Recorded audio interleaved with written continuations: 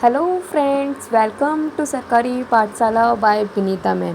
एक ऐसी जगह जहां सरकारी एग्ज़ाम्स मीन्स गवर्नमेंट जॉब की प्रिपरेशन कराई जाती है, एकदम सही स्ट्रेटजी एंड क्लियर कॉन्सेप्ट के साथ। अगर आप भी कर रहे हैं एमपी ग्रुप 4, एमपी ग्रुप 2 सब ग्रुप 2, एमपी ग्रुप 2 या फिर एमपी के किसी भी एग्ज़ाम्स की तैयारी, साथ ही एसएससी, बैंक, रेलवे या KVS, NVS, CBSE, DSSB, EMRS, accountant clerk या किसी भी स्टेट या सेंट्रल गवर्नमेंट की एग्ज़ाम की प्रिपरेशन, तो यह क्लास आपके लिए है। हम ये सारे सब्जेक्ट्स कवर करती हैं, जिसमें से मैं आपको कंप्यूटर का साइबर सिक्योरिटी चैप्टर करा चुकी हूँ। अब हमारा सेकंड टॉपिक चल रहा है और आज का टॉपिक रहने वाला है आर्टिकल। आज हम आर्टिकल के बारे में पढ़ेंगे कि आर्टिकल ए एंड द क्या होता है, और इसमें हम नो आर्टिकल के बारे में भी पढ़ेंगे। अब मैं आपको थोड़ा सा प्रीव्यू दे देती हूँ कि मैं आपको क्या और कैसे कराने वाली हूँ। तो मैं आपको सबसे पहले बता दूँ कि मैं आपको अपने हैंड रिटन नोट्स दिखाने वाली हूँ, जो कि मैंने खुद आपके लिए बनाए हैं। देखिए, ये जो मेरे हैंड रिटन नोट्स हैं, ये सारे के सारे आपको शेयर किए जाएंगे। इन्हीं को मैं सबको एक्सप्लेन करूँगी आपके लिए, और आई थिंक अब आपको ये और अच्छे दिख रहे होंगे। अगर अभी भी कोई दिक्कत आती है तो आप मुझे बता सकती हैं। बताने के लिए आप मुझे कमेंट कर सकती हैं, टेलीग्राम या व्हाट्सएप चैनल के थ्रू भी बता सकती हैं। तो ये सारे के सारे मेरे हैंड रिटन नोट्स थे। तो इस क्लास में अपन सारे हैंड रिटन नोट्स देखने वाले हैं, जो अपने पिछली क्लास के क्वेश्चन थे जो मैंने आपको होमवर्क में दिए थे, उनको सॉल्व करेंगे, और साथ ही इस चैप्टर के पीवाईक्यू भी सॉल्व करेंगे, जो कि पिछली बार आ चुके हैं अच्छे एक्सप्लेनेशन के साथ में। ये सारे पीवाईक्यूज हैं, और भी इसमें ऐड्स होंगे क्वेश्चन।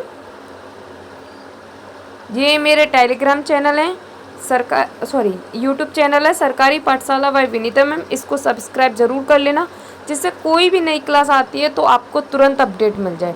और लाइक एंड शेयर भी करना, और कमेंट्स में बताना कि ये क्लासेस आपको कैसी लग रही हैं। ये हमारा व्हाट्सएप चैनल है, सबकी लिंक मैंने डिस्क्रिप्शन में डाल दी है, तो आपको ये टेंशन लेने की ज़रूरत नहीं है कि हम इन क्लासेस या चैनल्स पे कैसे ज्वाइन करेंगे।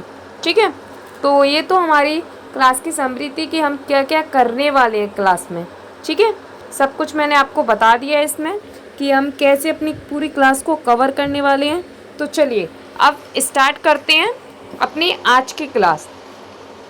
आज की क्लास स्टार्ट करने से पहले मैं आपसे कुछ कहना चाहूँगी। जो स्टूडेंट हर टॉपिक को फुल फोकस के साथ पढ़ता है, उसे पेपर में कोई नहीं रोक सकता। सिर्फ एक चैप्टर, लेकिन एग्जाम में सीधा सिलेक्शन डिसाइड करता है। Article a and the no article हर पेपर में आता है, चाहे वो एमपी ग्रुप 4 हो, एसएससी हो या बैंक हो। यहाँ से क्वेश्चन आना फिक्स है।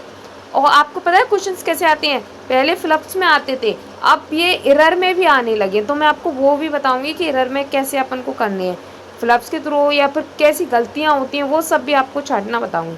So let's begin this important topic for with full focus only on सरकारी पाठशाला बाय विनीता मैम। जो स्टूडेंट हर छोटी चीज़ भी सीरियसली लेता है, वही एग्जाम में सबसे बड़ा वॉरियर बनता है। तो चलिए स्टार्ट करते हैं इसी के साथ में आज की क्लास। आई होप आपको मेरी क्लासेस अच्छी लग रही होंगी। और जैसे कि मैं पहले आपको ये क्लासेस फुल करा रही थी कि चाहे जितना टाइम लगे, पर मैं कंप्लीट करा रही थी, जिससे बहुत ज़्यादा टाइम लग रहा था। जैसे अपने साइबर सिक्योरिटी में देखा था 2 घंटे, एक पे 40 मिनट की समथिंग लगी थी, एक में 54 मिनट्स की समथिंग लगी थी, समथिंग 2 आवर्स ही हो गए, तो इतना टाइम लग रहा था। अब मैं इस चैप्टर्स को ना आपको टुकड़ों में कराऊंगी, लेकिन कराऊंगी एक साथ। जैसे जब तक एक टॉपिक, एक पूरा चैप्टर फिनिश नहीं होगा, जब तक मैं दूसरा टॉपिक नहीं उठाऊंगी। तो अपन आज आर्टिकल चैप्टर कर रहे हैं। मैं कोशिश करूंगी कि मैं इसको ना कम से कम टाइम में कराऊं। तो बीच में अपन कोई भी बातें नहीं करेंगे, सिर्फ चैप्टर पे फोकस करेंगे। जो भी मुझे बोलना था मैं आपसे अभी बोल चुकी हूँ। तो अब से अपन अपने चैप्टर पे विथ फोकस से पढ़ाई करेंगे। ठीक है, अगर कोई डाउट आपको आता है फिर भी, तो आप कमेंट बॉक्स में मुझसे पूछ सकते हैं, आपके क्वेश्चन का जवाब दिया जाएगा। ठीक है, तो आज का चैप्टर स्टार्ट करते हैं। देखिए आज अपन पढ़ने वाले हैं आर्टिकल। अब ये आर्टिकल होता क्या है, तो ये आर्टिकल्स मतलब ए, एन और द, इसको आर्टिकल्स बोलते हैं। लेकिन अपन नो आर्टिकल भी पढ़ेंगे जिसको मैं फाई से डिनोट करूँगी।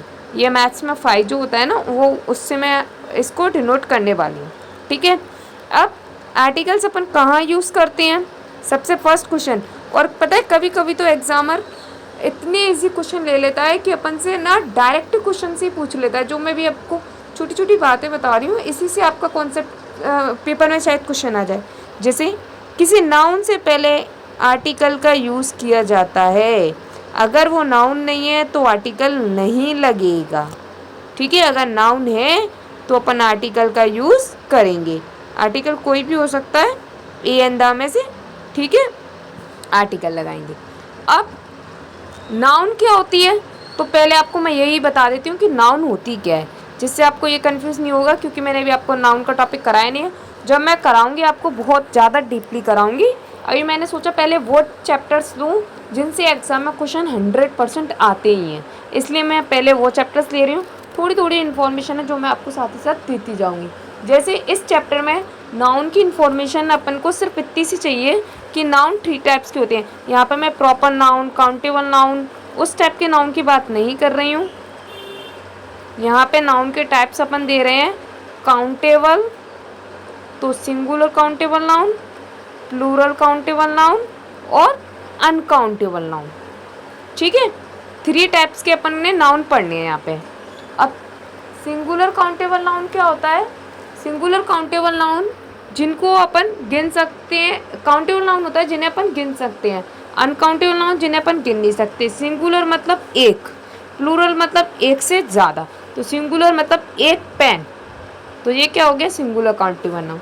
मैंने कहा plural countable noun, plural countable noun 2 pen, many pens, ठीक है, 4 पेन, 5 पेन, तो ये क्या हो गया प्लूरल काउंटेबल।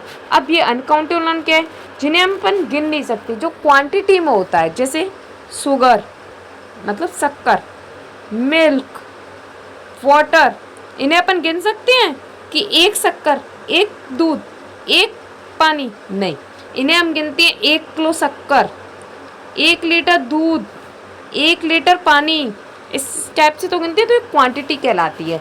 तो ये अनकाउंटेबल नाउन में आते हैं। इन्फॉर्मेशन, ये सारे के सारे अनकाउंटेबल नाउन में आते हैं। आई होप आपको ये नाउन समझ आ गया होगा, नाउन क्या होता है। अब इसमें एक और टर्म्स आया है एडजेक्टिव।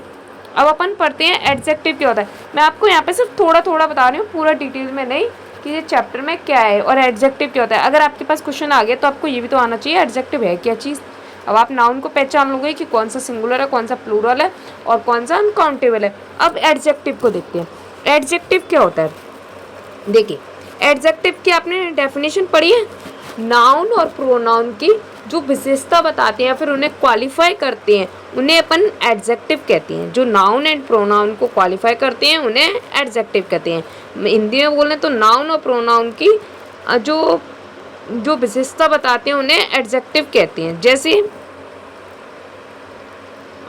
मैंने बोल दिया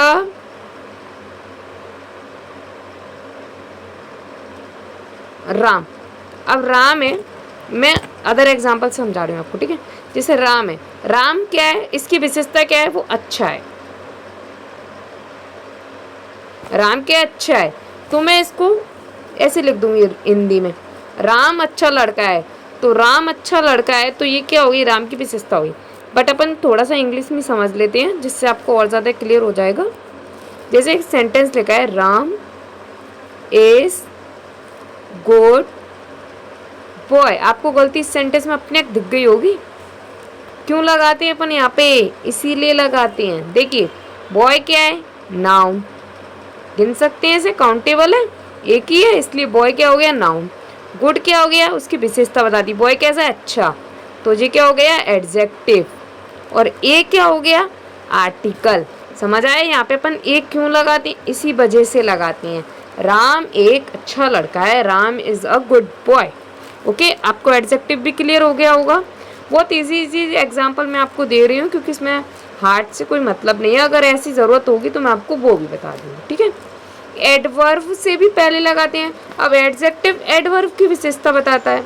सॉरी, एडवर्ब एडजेक्टिव की विशेषता बताता है। कैसे?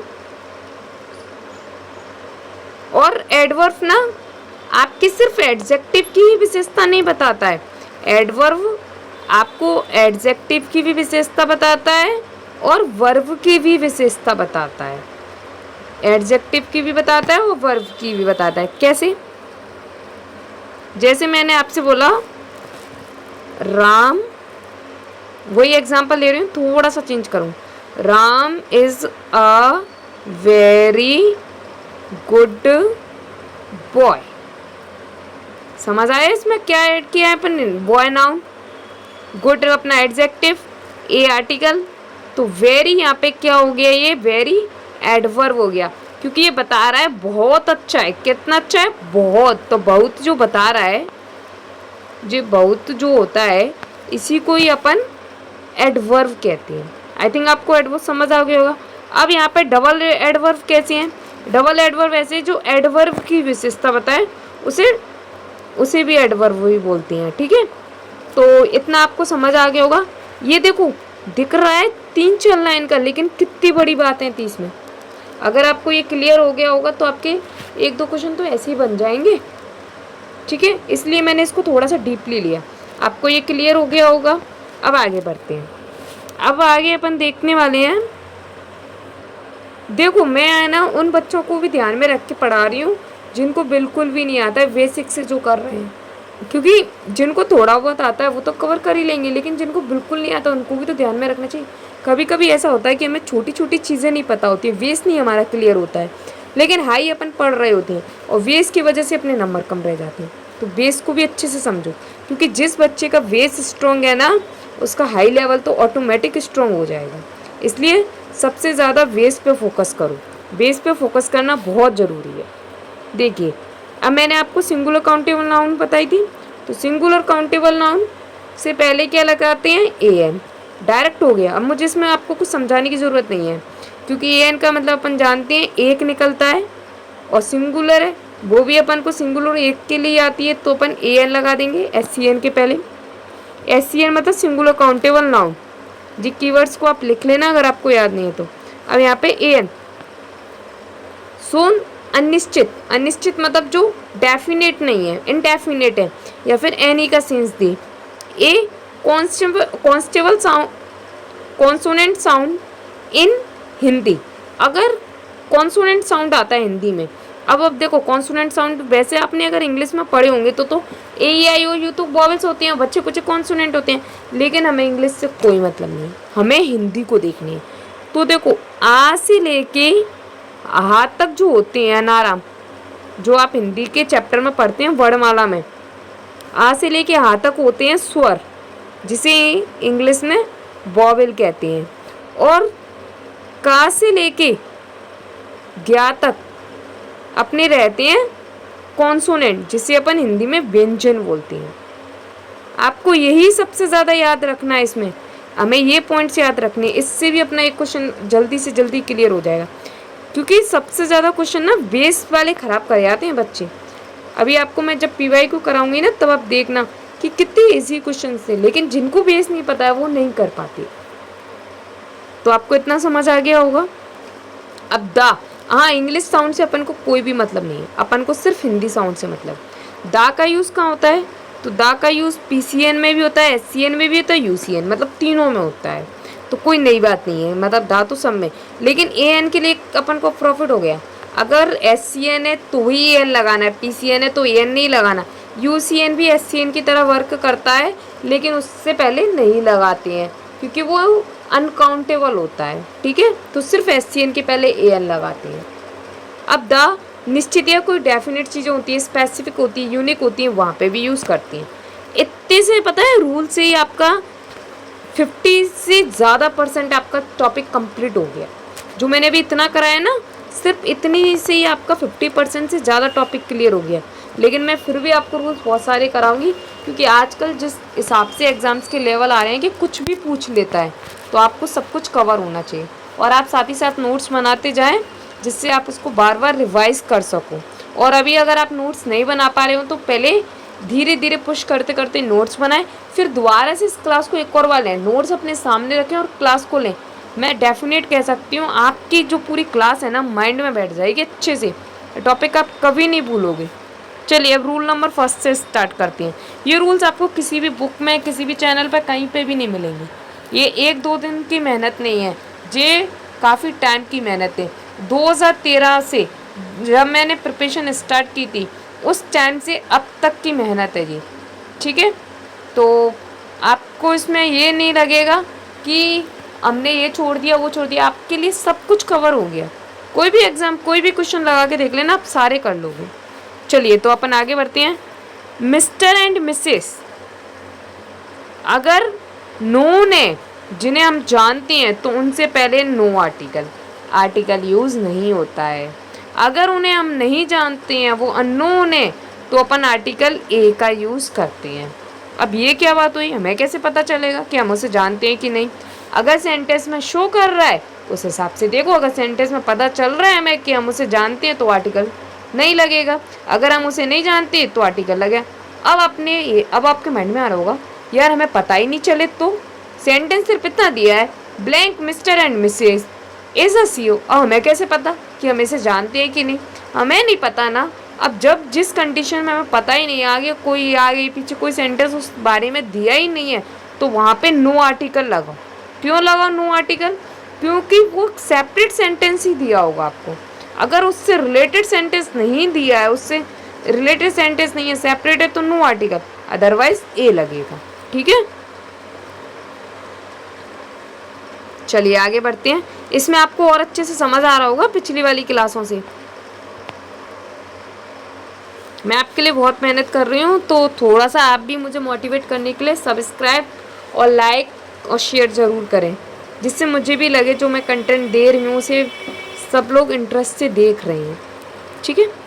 देखिए, mister Agarwal is a CEO. Mister Agarwal एक सीईओ हैं, नोन पर्सन है, तभी तो हम कह रहे हैं कि मिस्टर अग्रवाल एक सीईओ हैं। कोई आर्टिकल नहीं आएगा। Mister Agarwal has come to meet you.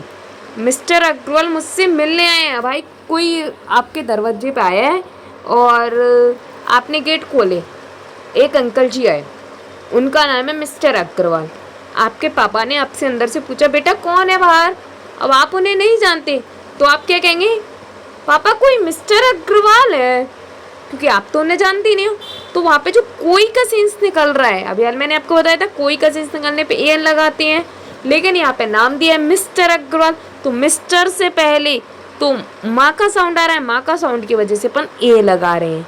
ये भी रूल डिसाइड कर लो कि क्यों लगा रहे हैं।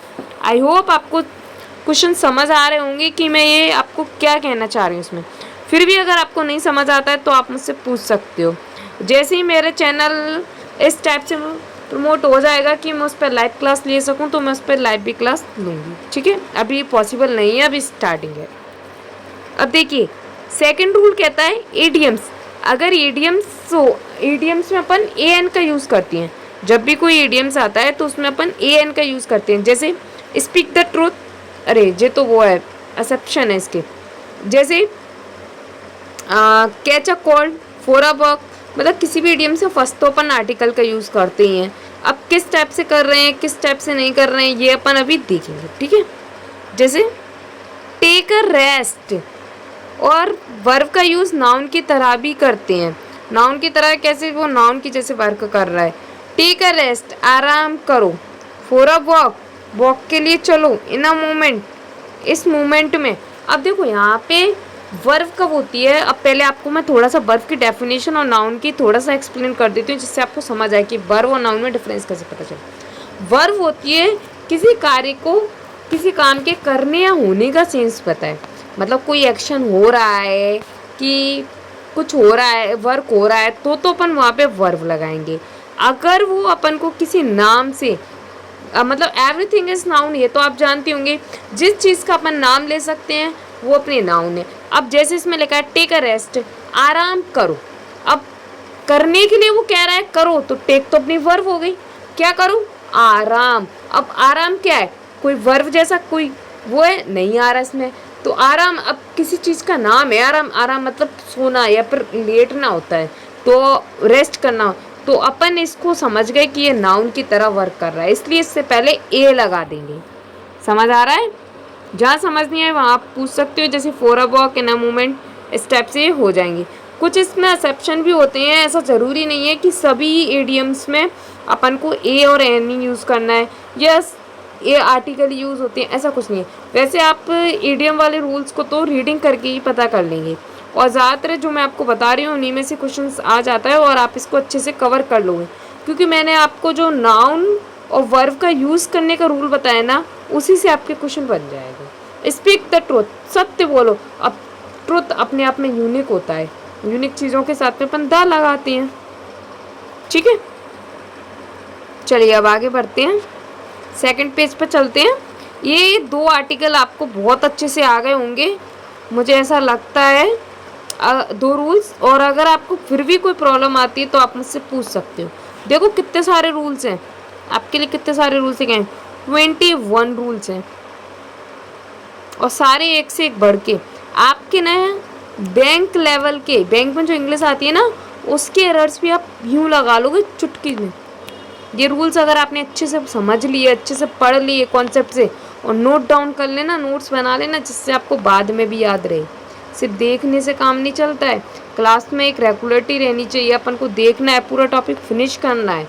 आर्टिकल टॉपिक ले लिया तो इस आर्टिकल टॉपिक को फिनिश करना है। समझ आ रहा है? आज मैं ज़्यादा रूल नहीं कराऊंगी क्योंकि 21 मिनट ऑलरेडी हो चुकी हैं। क्योंकि अगर मुझे लगा, मैंने जो अपनी क्लासेस को रिव्यू किया, तो अगर मैं इसको ज़्यादा एक्सप्लेन करूँगी तो आपको और अच्छे से समझ आएगा। अगर आपको ये क्लास ऐसा लग रहा है कि हमें नहीं यार थोड़ा सा फास्ट चाहिए, तो आप उसको ना यूट्यूब में सेटिंग में जाके 2x, 1.5, 1.7 इस टाइप से करके आप थोड़ा सा स्पीड में देख सकते हो क्लास को, कोई प्रॉब्लम नहीं है। आप वैसे मेरे अकॉर्डिंग आप पूरी क्लास को देखो, कहीं पे भी इम्पोर्टेंट रूल मिल सकता है। ठीक है, अब थर्ड रूल पढ़ते हैं। देखिए थर्ड रूल क्या कह रहा है आपका, such, many, what, rather, half, जो कुछ कीवर्ड्स हैं, प्लस एन, इनके बाद में an plus adjective plus noun हो या फिर नाउन हो, तो जनरल सी बात है नाउन आए कोई। अगर मैंने आपको बताई था स्टार्टिंग में कि नाउन, एडजेक्टिव, नाउन इस टाइप से भी आ सकता है, तो ये जो होता है उसमें अपन क्या लगाते हैं, एन। अब एन कैसे लगाएंगे, एन अपन लगाएंगे साउंड के अकॉर्डिंग, ए आएगा किस साउंड में, एन किस साउंड में, ये आपको मैं बता चुकी हूँ। ठीक है, चलिए देखते हैं। सच, सच दिया है वर्ड, एडजेक्टिव दिया है, नाउन दिया है, तो फिर क्या आएगा, ए या फिर एन। अब इसको पढ़ो, क्या लिखा है, PATHETIC, पैथिक। क्या बना, पे, पे पे पे मतलब पा का साउंड, पा का साउंड क्या है, कॉन्सोनेंट, कॉन्सोनेंट में क्या आता है, ए। क्लियर हो गया होगा? बहुत अच्छे से आपको समझा रही हूँ, आपको ऐसा लगेगा कि मैम आप हमें सामने बोर्ड पर पढ़ा रहे हो क्या। बस इसमें स्क्रीन नहीं दिख पा रही मेरी, क्योंकि मैं अपनी उंगली फिंगर से रखती हूँ। अगर मैं आपको स्क्रीन दिखाऊंगी तो ज़्यादा अच्छी नहीं आएगी, ठीक है, फेस दिखाने से, इसलिए आपको थोड़ा सा इससे एडजस्ट करना पड़ेगा। What a place it is, तो वॉट कीवर्ड आ गया, वही देखो मैंने लिख भी रखा है कीवर्ड। प्लेस यहाँ पे नाउन आ गया, प्लेस क्या है, नाउन है। अब इससे पहले आर्टिकल क्या आएगा, प्लेस, वही प साउंड आ रहा है, आधा प, तो यहाँ पे ए आया है। आई थिंक आपको प्रॉब्लम नहीं आ रही होगी, आपको बहुत अच्छे से समझ आ रहा होगा। फिर भी कोई दिक्कत आती है तो आप पूछ सकते हो।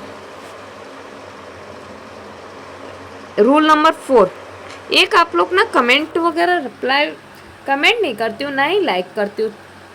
अगर आपको क्लास अच्छी लगती है तो लाइक भी किया करो, जिससे मुझे पता चले। रेट एंड कॉस्ट को बताने के लिए जब रेट दी हो तो ए एन का यूज़ करते हैं। अब देखो रेट और कॉस्ट से जितने भी क्वेश्चन बनते हैं वो सारे मैंने एक ही रूल्स में लिख दिए। देखो रेट और कॉस्ट को बताने के लिए जब रेट दिए तो ए एन लगाएंगे, पर के सेंस में दिए तो भी ए एन लगाएंगे। अगर रेट और कॉस्ट को बताने के, लेकिन जब रेट ना दियो, अगर रेट दिए तो ए एन, रेट नहीं दिए तो द आएगा। रेट दिए ए एन, नहीं दी द आएगा। पर का सेंस आ रहा है, पर मतलब एक ही होता है। जैसे अपन गए किसी फ्रूट स्टॉल पे, फ्रूट स्टॉल पे अपन ने पूछा कि एप्पल कैसे दिए हैं, एप्पल पर केजी किस हिसाब से दिए हैं, तो पर केजी, पर मतलब एक, तो वहाँ पे 1 किलो का ही तो पूछते हैं अपन, पर केजी कैसे दिए 1 किलो का, तो वही पर के सेंस पे अपन क्या लगाएंगे, AN। आपको समझ आ रहा होगा कि ये रूल बना भी क्यों है, मैं आपके उसकी रूल बनने के पीछे की कहानी भी आपको बता रहे हैं, जिससे आपको ये रूल भी अच्छे से समझ आए। तो देखिए, सी अर्न्स ₹3000 अ मंथ। अब मैंने आपसे क्या कहा था, जब रेट दिए 3000 तो क्या आएगा, A। अगर रेट नहीं दिए, जैसे these bananas are sold by the dozen, rate दिए नहीं, डजन दिया है, डजन में रेट कहाँ है भाई, रुपए कहाँ लिखे हैं कि कितने के हैं, नहीं, सिर्फ डजन के हिसाब से खरीदे, कितने की खरीदे नहीं पता है, तो फिर क्या आएगा, द आएगा।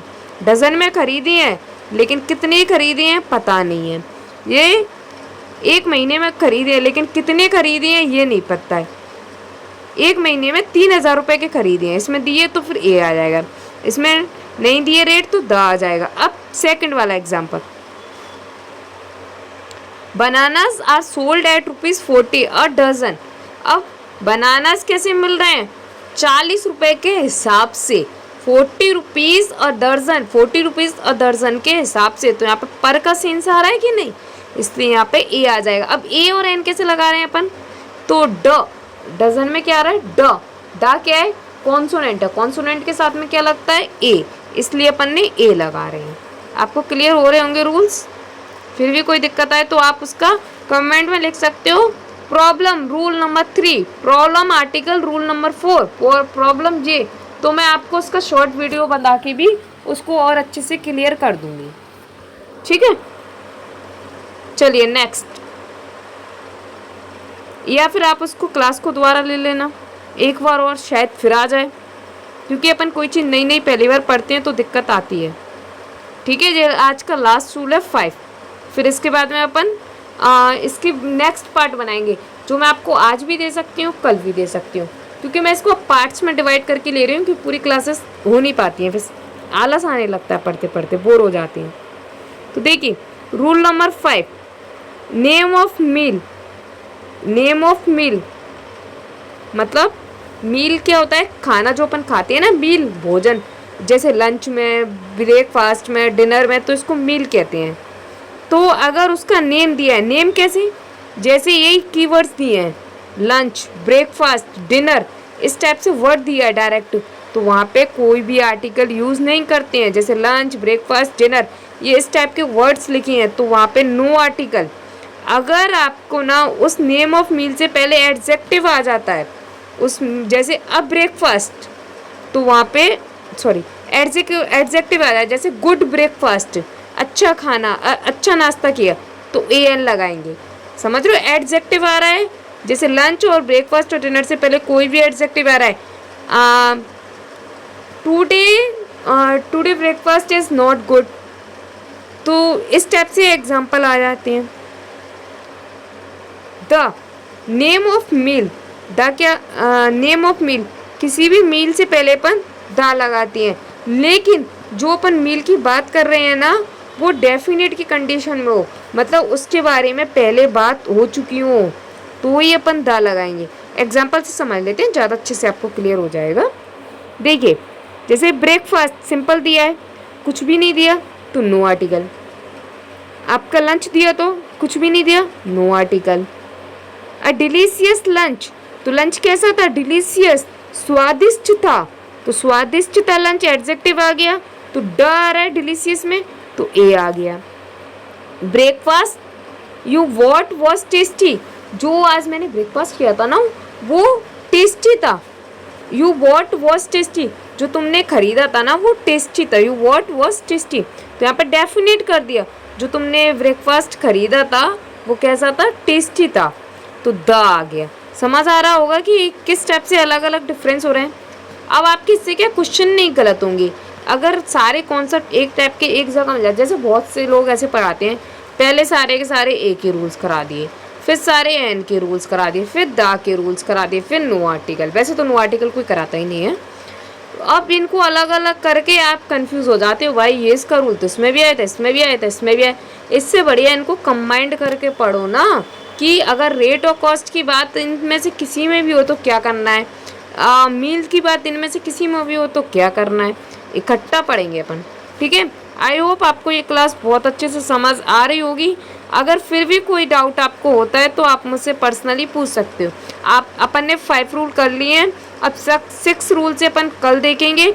अब जैसा कि मैंने आपको बताया था कि मेरी क्लास में क्या क्या रहता है, कि मेरी क्लास में सबसे पहले कॉन्सेप्ट को क्लियर कराया जाता है, फिर PYQs कराए जाते हैं उस चैप्टर से रिलेटेड, जिससे वो PYQ से आप समझ सके कि चैप्टर कैसा है।